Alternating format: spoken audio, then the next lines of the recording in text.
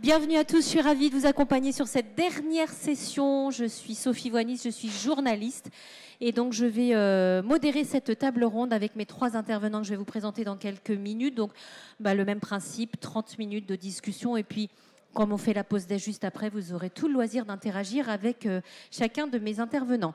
On va parler entreprise face à l'eau, transformer la contrainte en opportunité, retour d'expérience de ces trois personnes dans leur entreprise. Juste quelques éléments de contexte avant de lancer la discussion. Face à la raréfaction de la ressource et à l'urgence climatique, vous en parlez depuis le début de cette matinée, l'eau est devenue évidemment un enjeu central, notamment pour les entreprises, tous secteurs confondus. Alors, au-delà des obligations réglementaires, la maîtrise de l'empreinte hydrique est aujourd'hui un facteur clé de performance, de résilience, de réputation et parfois même un atout à l'embauche. On y reviendra. Dès lors, comment intégrer la gestion de l'eau dans une stratégie RSE concrète? C'est ce qu'on va voir. Quelles sont les pratiques déjà mises en œuvre dans les secteurs du tourisme ou de l'industrie? Quels leviers existent pour mieux anticiper ces tensions liées à cette ressource vitale? Donc, des retours d'expérience avec mes trois intervenants que je vous présente sans plus tarder. À mes côtés, Karine Barin, directrice du site de CCEP Coca-Cola Euro-Pacific Partners de Castanet-Tolosan. À côté de vous, Vanessa Diaz-Mosquera, vous êtes chargée de mission RSE pour le groupe Sandaya. Et en face de moi, Fabrice Santamaria, qui est directeur affaires publiques et bâtiments durables pour Unicalo. Bienvenue à tous les trois. Ma première question, elle est tout à fait simple. Comment la rareté ou la gestion de l'eau a-t-elle fait évoluer la stratégie globale de votre entreprise au cours des dernières années? Est-ce que finalement c'est devenu un élément central de votre feuille de route? Je voudrais qu'on démarre avec vous, Karine. Donc je rappelle que vous êtes directrice du site de CCEP à Castanet-Tolosan. Peut-être une précision, CCEP, c'est Coca-Cola Euro-Pacific Partners France, la filière française donc. Un petit distinguo entre Coca-Cola Company et CCEP, qui sont donc deux entités distinctes avec des rôles différents. Coca-Cola Company, tout le monde connaît, entreprise américaine présente en France, propriétaire de marques et qui réalise le développement de produits, innovation et marketing stratégique. Et chez CCEP, vous assurez les activités de production, de commercialisation et de distribution des boissons de Coca-Cola Company. Alors, je reviens sur cette question de savoir comment cette gestion de l'eau a-t-elle évolué dans votre stratégie globale? Bien évidemment, bonjour à tous. Bien évidemment, l'eau est notre principale matière première pour réaliser l'intégralité de nos produits. Donc on a une obligation et surtout une très très forte culture à la préserver. Ça fait de nombreuses années qu'au niveau mondial ou au niveau européen et également au niveau français, on travaille sur les trois pans principaux. D'abord la protection de la ressource, ensuite l'optimisation et également les diminutions de nos consommations en eau, et j'y reviendrai tout à l'heure. Et ensuite, on a également des projets de restauration. Alors, on va continuer le tour de table. Je voudrais m'adresser à Fabrice avant d'entendre Vanessa, donc directeur affaires publiques et bâtiments durables chez Unicalo. Un petit mot d'Unicalo. Depuis 1936, Unicalo, pour les gens qui ne connaissent pas, développe, fabrique et commercialise des peintures pour les professionnels du bâtiment. Sur cette question, vous m'avez dit, évidemment, l'eau, c'est la matière première de votre activité. Oui, bonjour à toutes et à tous. Oui, c'est vital en fait. L'eau, là j'invente rien, tout le monde le sait. Et quand je dis c'est vital, c'est aussi vital pour notre business model, puisque en réalité, aujourd'hui, 85% des formules de peinture bâtiment sont en phase aqueuse. Et grosso modo, on intègre en fonction des marques et des produits entre 40 et 60% d'eau dans la formule. Donc sans eau, on ferme tout simplement. On va revenir avec vous trois sur ce que vous mettez en place, mais je voudrais entendre Vanessa Diaz-Mosquera, donc chargée de mission RSE pour le groupe Sandaya. Sandaya, vous connaissez ou pas? Certains connaissent, c'est plus de 60 campings 4 et 5 étoiles implantés majoritairement en France, mais aussi en Espagne, en Belgique et en Italie. Offre d'hébergement plutôt haut de gamme, 20 000 emplacements, 1,5 million de clients accueillis chaque année. On peut dire que vous êtes un acteur majeur du camping en Europe et votre credo, être une marque haut de gamme, fraîche et dynamique qui réinvente le camping avec un fort engagement de qualité. Je ne l'ai pas inventé sur votre site. Comment donc cette gestion a évolué au sein de votre stratégie globale?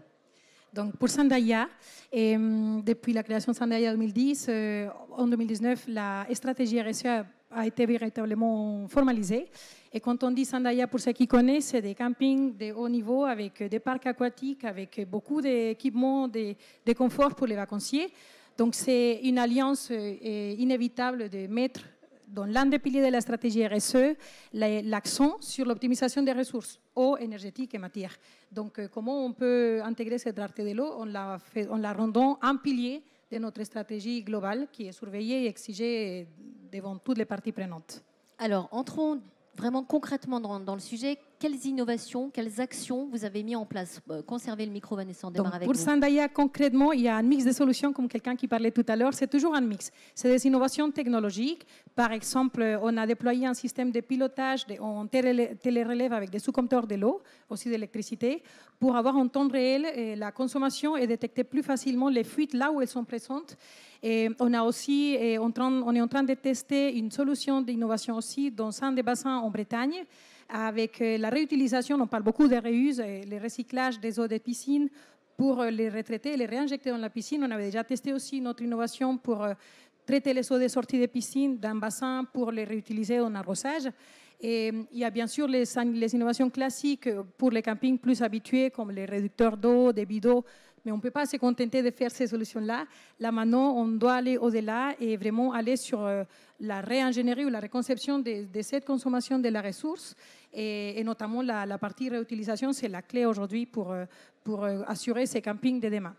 Quand je saisis au vol ce que vous venez de nous dire, quand vous parlez de réducteur d'eau, c'est-à-dire que pour vos clients, il y a un message. Ouais. Pour les clients, donc tout doit transpirer pour les clients. On ne peut pas déployer des grands dispositifs et que ça ne parle pas aux clients. Donc depuis déjà plus de 5 ans, tous nos mobile homes, les hébergements sont équipés de douchettes, de mousseurs pour réduire la consommation de l'eau. Pareil pour les blocs sanitaires. Mais ça, c'était les premières actions quand la RSE de Sandaya a commencé. Et là, maintenant, l'invitation que nous, on fait et qu'on pousse aussi nos fournisseurs et fabricants, c'est d'aller au-delà et c'est d'aller vers cette... Mais pareil, on a investi pour moderniser nos stations d'épuration, pour avoir plus de volume et d'une meilleure qualité. Donc, oui, tout doit transmettre un message à la clientèle. Est-ce que vous sentez un changement de mentalité, de mode de consommation de l'eau justement de la part de vos clients? Est-ce que ça, c'est généralement accepté aujourd'hui? C'est accepté et c'est exigé parce que pour la question, c'était quelles actions concrètes? L'une des actions aussi concrètes, c'est embarquer la clientèle pour les rendre responsables ou pas les imposer et les culpabiliser pendant les vacances parce que comme nous tous, on est en vacances, on a envie de profiter, de se détendre, mais c'est de les faire co-responsables et acteurs du changement. Donc, par le biais des messages. D'ailleurs, moi, je suis invitée ici parce que l'une des organisatrices de l'événement était en vacances chez Sandaya et a entendu parler, a vu toute l'information sur la RSE de Sandaya et s'est dit pourquoi pas les inviter au labo. Donc oui, ça doit parler aux clients et ça doit embarquer la clientèle. Merci. Fabrice, vous m'avez dit, quand je vous ai posé la question de ce que vous avez mis en place concrètement dans l'entreprise, vous m'avez dit clairement il faut qu'on arrive à diminuer cette consommation d'eau. Donc comment on fait chez vous? C'est très simple. Nous, c'est vraiment l'objectif, c'est la sobriété. La sobriété et le problème majeur pour fabriquer de la peinture, ce sont les autres process. Hein, c'est la plus grosse consommation. Alors évidemment, on va travailler la sensibilisation, l'information des salariés, etc. Mais les autres process sont très importantes. Au-delà de l'eau qui s'en va avec les peintures quand elles sont fabriquées, ce qui est très important, et c'est le plus gros du volume, c'est l'eau de nettoyage des cuves entre chaque fabrication. Et cette eau de nettoyage des cuves, la plupart du temps, les stations d'épuration, on va dire classiques, des communes, ne sont pas capables de les accepter. Donc on le gère en fonction des sites. On a aujourd'hui 2 sites, un 3e qui est en construction. On a un site qui est à Cestas, un site à Mérignac, en Gironde, et puis un 3e qu'on est en train de construire à Carbone, ici en Occitanie. Sur le site de Cestas, aujourd'hui, brûler les eaux usées nous coûte à peu près 300 000 € par an. Donc ce qu'on a décidé de faire, c'est de mettre en place d'abord un diagnostic, une surveillance, et sur cette base-là, on s'est rendu compte... Un audit, vous avez fait un audit, c'est ça? Complet, ouais. Un audit complet avec suivi, qui nous permette effectivement de mettre en place une station de traitement physico-chimique. Elle est en construction. Objectif, récupérer 100% des eaux de process Et ça, c'est sur les 2 sites ou sur un site? Sur Cestas. Sur Mérignac, on a une autre problématique. C'est pour ça que je dis que c'est vraiment adapté au site. C'est que le site est ancien et il s'est vu mettre une zone commerciale autour avec des magasins. Donc un problème de foncier. Ce que l'on fait, donc, c'est qu'on transfère de plus en plus de volume vers Cestas pour pouvoir se libérer de la place sur Mérignac. Et l'objectif, c'est surtout à Mérignac de traiter toute la partie du bassin d'eau de sécurité, puisque sur ces ICPE, nous sommes obligés de prévoir éventuellement des incendies. Là, on perd 10 à 15% de la flotte dans ce bassin qui est en aérien. Donc on est en train d'enterrer le bassin pour ne pas perdre l'évaporation, bien sûr.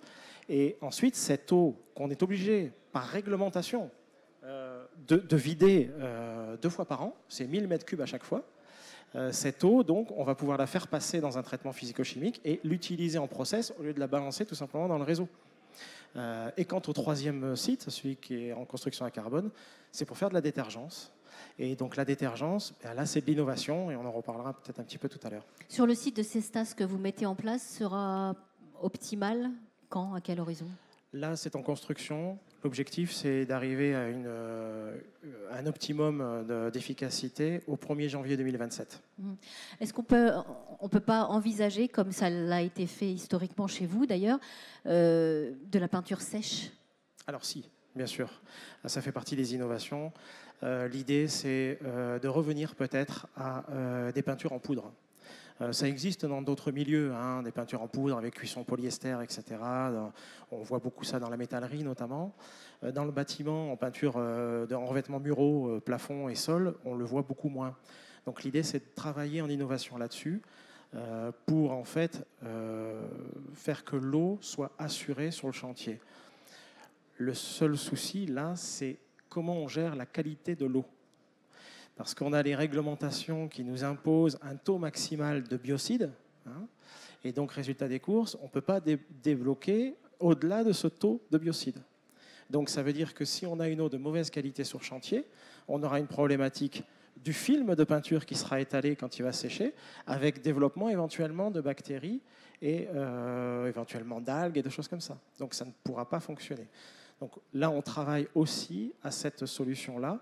Et peut-être qu'un jour, on ne fera pas que vendre de la peinture, en fait. On vendra des systèmes d'épuration d'eau. Une dernière question. Vous nous avez dit à l'instant qu'un 3e site est en cours de construction à carbone. Est-ce que ça veut dire que quand on s'apprête à s'installer maintenant dans un nouveau lieu, on anticipe ces thématiques, ces enjeux et ces difficultés? C'est obligatoire. Et donc la raison pour laquelle vous installez à carbone, c'est aussi pour ça?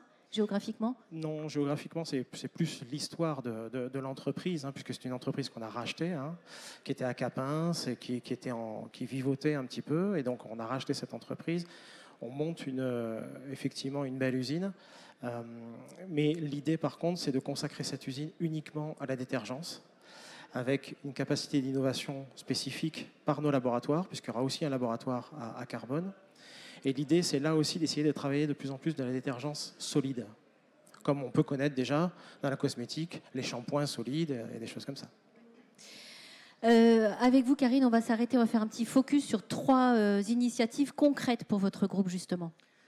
Alors avant cela, je voudrais vous expliquer qu'en fait, dans le monde des boissons, on a à peu près un ratio d'eau, c'est-à-dire le nombre de litres d'eau qu'on consomme pour fabriquer 1 litre de boisson. Dans le monde des boissons, la moyenne est à 2 litres. Chez CCEP, la moyenne est à 1,3 litres. Et sur l'usine de Castanet, on est à 1,17. Donc ce qu'il faut que vous sachiez, c'est qu'évidemment, pour les boissons, c'est à peu près 1 litre qui va dans 1 litre de boisson. Donc en fait, on travaille sur le 0,17 restant. Et comme l'usine de peinture, nous, on a également la même problématique, c'est-à-dire que, évidemment, quand vous achetez du Fanta ou quand vous achetez du Coca, vous ne voulez pas retrouver de résidus du produit d'avant, donc on est obligé de nettoyer nos installations à fréquence très régulière. Donc l'une des premières initiatives qu'on a travaillées, c'est l'optimisation de tous nos nettoyages, en particulier la diminution du rinçage final en termes de temps, donc de volume. On a également travaillé nos optimisations de planning de production pour diminuer au maximum le nombre de nettoyages qu'on réalisait. On a réalisé une autre action également, c'est que en fait, nos bouteilles, elles passent sur des convoyeurs Et historiquement, l'ensemble de ces convoyeurs étaient traités à l'eau. Donc il y avait des quantités industrielles d'eau qui étaient utilisées à ce niveau-là, au niveau du process. Et donc on a remplacé par une nouvelle technologie où maintenant on fait de la lubrification à sec. Ce que je ne vous ai pas dit, c'est que la première initiative, elle nous a permis de diminuer de 10% nos consommations d'eau. Celle-ci, sur la lubrification, on est à moins 3% d'eau. Et la dernière initiative qui a été réalisée pas plus tard qu'en début d'année, on avait un équipement sur une ligne de conditionnement qui permettait de nettoyer en fait l'intérieur de la bouteille avant de la remplir. Et ce nettoyage se faisait via de l'eau. Et par contre, ça permettait d'éliminer les derniers résidus de type corps étranger ou de petites particules qu'on pouvait trouver dans les bouteilles. Donc on a sécurisé tout l'amont de ce process pour nous permettre d'arrêter purement et simplement cette rinceuse.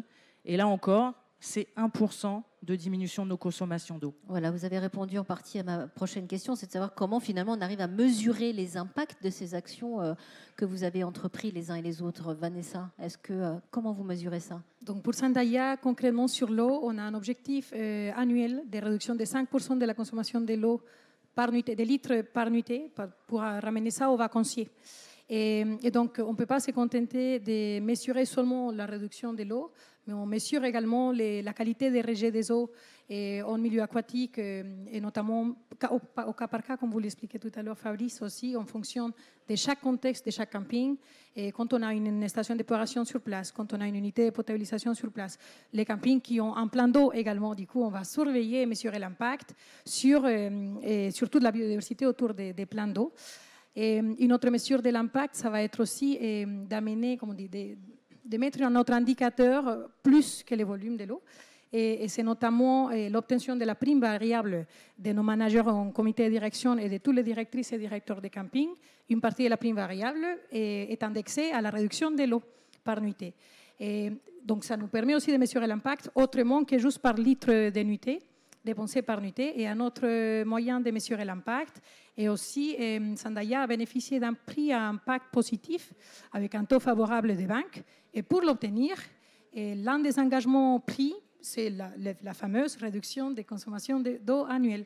Donc, on essaye de mesurer, c'est le choix de Sandaya, de mesurer cet impact par différents prismes, en impliquant déjà a priori d'abord et avant tout les salariés, parce que si on est engagé, fidélisé et mobilisé sur cette réduction, parce que ça nous touche tous, du coup on agit plus facilement. Et après, c'est des actions concrètes. Et, par exemple, la dernière solution dont j'ai parlé tout à l'heure, déployée depuis l'année dernière, de mise en place de ces systèmes de pilotage.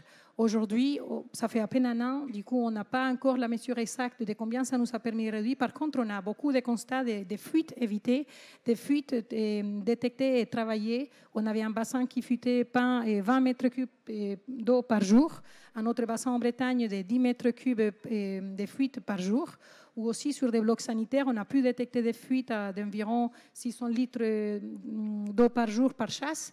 Et donc, quand on ramène ça, ça nous permet de nous aligner à cet objectif de réduction de 5% d'eau par nuitée. Fabrice, Karine, c'est smart ça de responsabiliser ses collaborateurs avec des primes variables. Est-ce que vous avez suffisamment de recul, vous Fabrice, pour pouvoir mesurer ces impacts aujourd'hui? Oui, on les mesure déjà en fait, puisque on a déjà une partie de l'eau en fait qui réussit à rentrer dans le process de fabrication. Donc on mesure ces impacts. Là où on arrive aussi à mesurer les impacts, c'est évidemment sur le plan financier, vous vous en doutez bien. Parce que ne plus rejeter des eaux, enfin ne plus les mettre en brûlis, puisque les eaux ça se brûle, ne plus les mettre en brûlis, c'est un gain de 300 000 € par an. Donc c'est quand même pas rien, au bout d'un moment, 300 000 € par an, ça peut payer quelques commerciaux pour aller vendre un peu plus de peinture. Et puis évidemment, là où on mesure aussi l'impact, c'est dans la marque employeur. On se rend compte que tous ces messages qui passent par l'intermédiaire de nos stratégies RSE et de durabilité, puisque nous, on a décidé au départ de faire de la RSE, mais on était un peu comme M. Jourdain, on faisait de la RSE sans trop le savoir. Et puis au final, on s'est rendu compte que non seulement on faisait de la RSE, mais qu'on était plutôt en train de faire de la durabilité. Et la durabilité est devenue le chapeau principal de notre stratégie d'entreprise. Et donc, on sait et on voit qu'en termes de recrutement, nous, on n'a pas de soucis. On recrute et on a des acteurs, des jeunes qui viennent et qui nous disent « Qu'est-ce que vous faites sur la flotte ? Qu'est-ce que vous faites sur l'énergie ?» etc. Oui, je l'ai dit que c'était aussi une réponse importante. Un élément très important lors des embauches. Pardon, je vais y arriver. Karine, l'impact sur la marque employeur, vous la mesurez aussi ? Oui, on la mesure réellement sur la marque employeur. Je voudrais juste revenir effectivement sur les objectifs. Tous les salariés de l'usine et de l'entreprise sont objectivés sur les consommations d'eau. On a des compteurs un peu partout qui nous permettent effectivement de mesurer si on a des dérives de consommation sur notre process. Et oui, sur la marque employeur, il y a quelque chose qui est extraordinaire, c'est qu'en fait, quand on recrute des gens, il y en a beaucoup qui sont extrêmement surpris de tout ce qu'on peut faire pour protéger l'environnement en interne dans nos usines et dans nos façons de faire. Oui, parce que le grand changement, il est là aujourd'hui. L'industrie a longtemps été pointée du doigt comme n'étant pas responsable sur ces questions liées à l'eau, l'environnement en général. Et là, on sent qu'il y a quelque chose qui se met en place, mais depuis quelques années d'ailleurs, vous en êtes les principaux témoins. Quels ont été, Fabrice, vous nous avez parlé d'investissement, ça coûte cher tout ça. Les principaux obstacles pour mettre en place toutes ces opérations concrètes? Le principal obstacle, c'était la réglementation. Voilà, parce qu'effectivement, on se retrouve devant souvent des différents acteurs qui viennent, entre guillemets, nous expliquer ce que l'on doit faire et qui ne sont pas toujours d'accord entre eux. Donc on est obligé de gérer ça aussi. Après, évidemment, l'idée, c'est l'investissement. Il faut travailler en amont pour avoir une stratégie qui soit cohérente. Donc on travaille beaucoup avec des acteurs locaux qui sont des consultants, qui viennent travailler avec nous. Je pense à l'entreprise Grise qui est dans la salle là, par exemple, qui a bossé avec nous. Et donc on vient choisir à un moment de faire une stratégie, de mettre en place une stratégie et de mettre en place un investissement. La station de traitement physico-chimique de Cestas, c'est 3 millions d'euros qu'il faut sortir. Voilà, les mettre sur la table, 3 millions d'euros.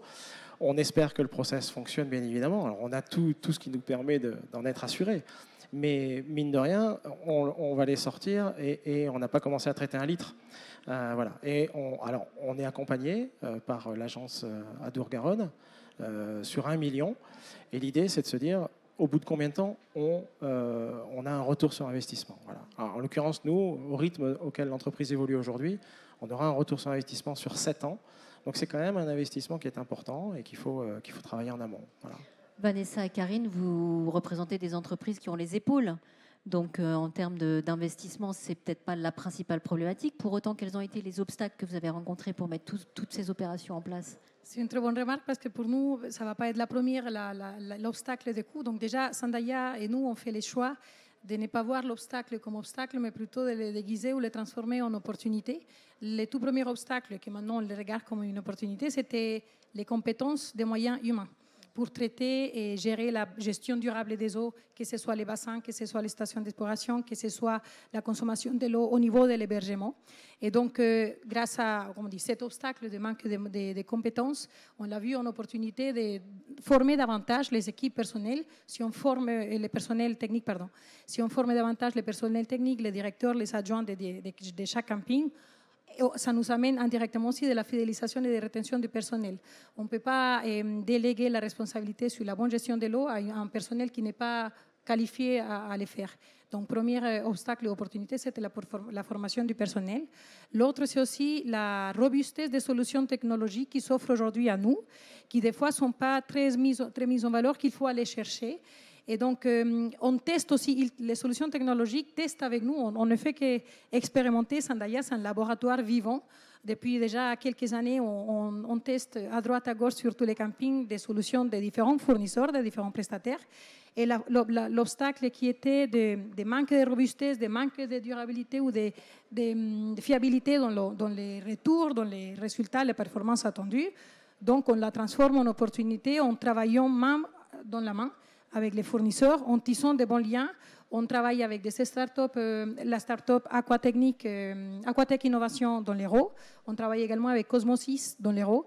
Et du coup, c'est un travail en équipe de synergie pour bâtir ensemble la solution dont nous, on a besoin. Et la troisième, donc, c'est les coûts. Fabrice parlait tout à l'heure.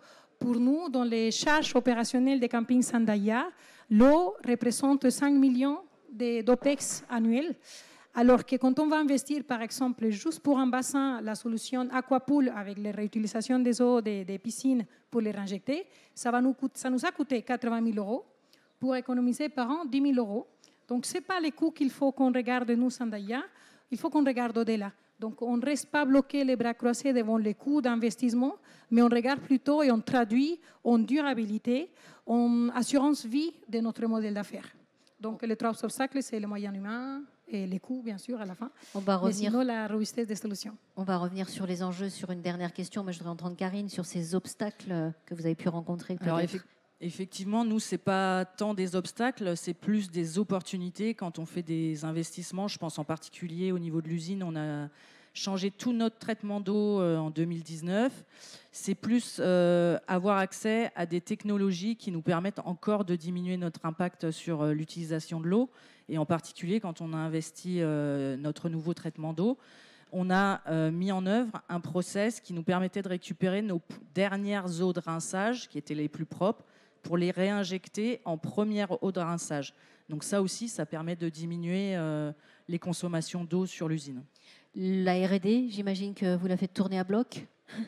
Alors, on n'a pas de R&D en fait au niveau de l'usine, puisque l'ensemble de la recherche et développement est géré au niveau d'Atlanta par la compagnie. Je voudrais terminer, parce qu'il nous reste 2 minutes, ça passe hyper vite, par un dernier tour de table pour vous demander à tous les trois peut-être quelle est la leçon que vous tirez de cette expérience, de ces actions que vous avez mis en place, et puis comment est-ce que vous anticipez au cours de la prochaine décennie ces enjeux liés à l'eau, justement, Fabrice? Alors, quelle leçon on tire? Je vais avoir un message un peu politique là pour le coup. La leçon que l'on tire, c'est qu'on s'aperçoit que les entreprises, ce soit les nôtres, mais on peut en parler, hein, mais ce que nous faisons, c'est que nous investissons pour être toujours moins impactants au niveau de l'environnement et avoir un respect effectivement à la fois de la santé des environnements et de la santé globale, on va dire. Mais la leçon qu'on en tire, c'est qu'on nous met aussi pas mal de bâtons dans les roues. Nous aussi, évidemment, on a pris l'option de faire de toutes les contraintes possibles des opportunités.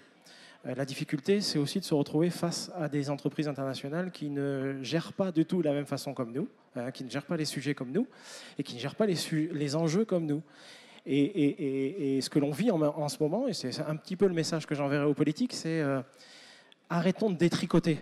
Hein, voilà, on a mis en place un certain nombre de réglementations qui étaient censées nous montrer, nous, entreprises françaises, plus forts que le reste, plus costauds finalement et plus robustes.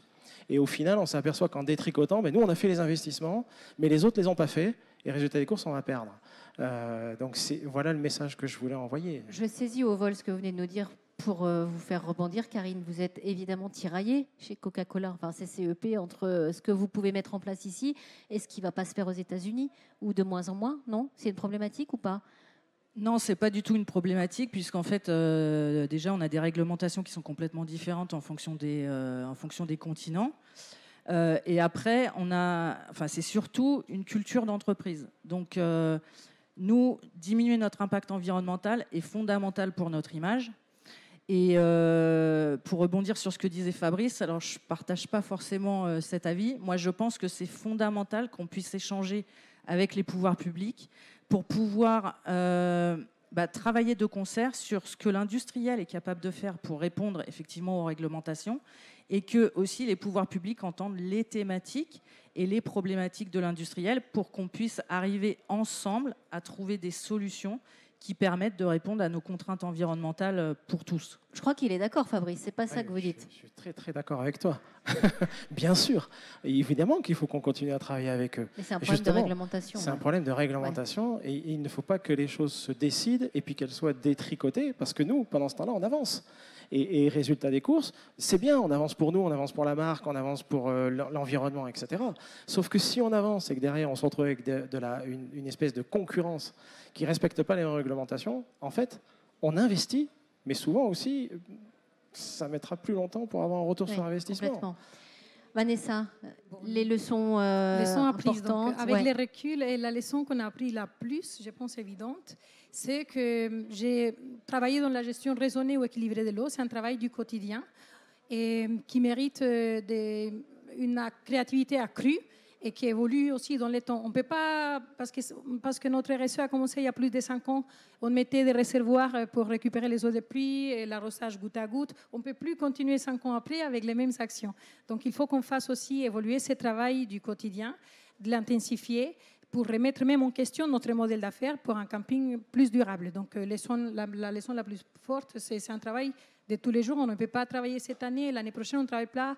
On va travailler à nouveau dans 3 ans. C'est vraiment tous les jours parce que les exigences réglementaires évoluent, les attentes des clients évoluent, les attentes des parties prenantes, des actionnaires, des investisseurs, de tout à partir des CSRD ou des réglementations RSE évoluent. Donc on doit évoluer aussi l'intensité de notre travail. Je prends la liberté d'une toute dernière question et puis je vous libère. Un tout dernier message peut-être sur cette session, peut-être aux jeunes entreprises qui nous écoutent, qui nous regardent. Qu'est-ce que vous avez envie de leur dire? Continuons à innover et continuons à investir pour défendre l'environnement, la protection de nos environnements. Juste un dernier message, juste une dernière phrase, Sophie. Je veux juste rappeler que nous sommes sur le seul vaisseau capable de nous accueillir dans l'univers. D'accord, il n'y a pas de plan B. Il n'y a pas de plan B. Vanessa, après Elon Musk, s'il veut y aller, il y va. Voilà. Vanessa. Donc, le conseil serait de vraiment changer de lunettes et ne pas avoir le regard financier de quel est le ROI. On sait qu'avec l'eau, le retour sur l'investissement est difficile à trouver et parce que déjà les charges ne sont pas énormes. Du coup, c'est de changer les lunettes et voir plutôt l'investissement existentiel. Si on n'investit pas aujourd'hui pour une meilleure gestion de l'eau, tout simplement, demain, on n'existe plus. Sans eau, aucune activité tertiaire, aucune activité peut survivre. Karine? Effectivement, il n'y a pas de plan B. Donc, on a tous une responsabilité sociétale extrêmement forte, que ce soit pour nous, pour nos enfants ou pour nos petits-enfants. Merci pour ce message. Moi, je voudrais qu'on applaudisse nos intervenants. Merci, mesdames. Merci, monsieur, pour la grande qualité de vos propos.